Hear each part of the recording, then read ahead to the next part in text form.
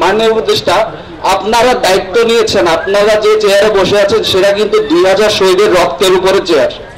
Office time শেষ বা স্যারের অফিস টাইম শেষ, একজন আমলা 2টা থেকে 3টা ইউনিয়ন পরিষদ, একজন আমলা তার দায়িত্বের অতিরিক্ত হিসেবে যে নাগরিক সেবা দেওয়ার কথা সেগুলোর দায়িত্ব আপনি তাদের উপর দিয়ে দিয়েছেন।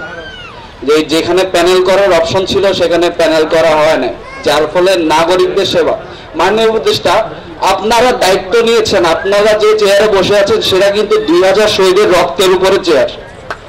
আমাদের এখনো কেন এসে শুনতে হবে আগে ভালো ছিলাম? আগে পরিষদে গেলে, যেখানে গেলে আমরা 3 দিনে চেয়ারম্যান সার্টিফিকেট বা জাতীয়তা সনদ পেতাম, সেটা আমরা কেন 1 মাস পেতে হচ্ছে বা 20 দিন পেতে হচ্ছে, তাও সিগনেচারের জন্য অফিসের পর অফিস, দপ্তরের পর দপ্তর ঘুরতে হচ্ছে।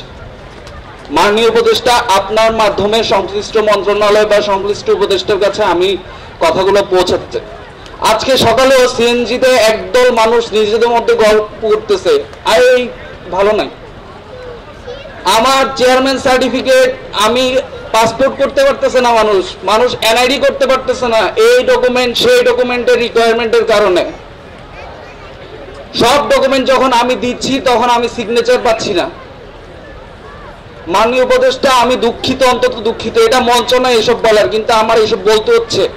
কারণ মাঠ পর্যায়ে যখন আমাদের কেউ বলে তোমরা কি দেশ স্বাধীন করছো, আগেই তো ভালো ছিলাম, এই কথাগুলোর জবাব আমাদের বুকে বিধে।